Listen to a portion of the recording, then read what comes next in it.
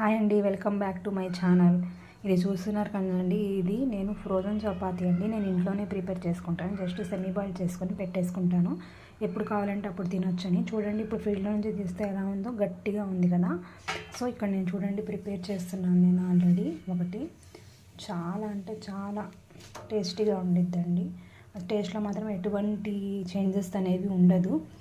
అప్పటికప్పుడు ప్రిపేర్ చేసే లాగానే ఉండిద్ది. మీరు ఒకటి చూడొచ్చు, నేను చూపిస్తాను.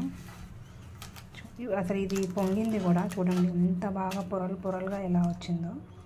టేస్ట్ మాత్రం సూపర్గా ఉంటుందండి.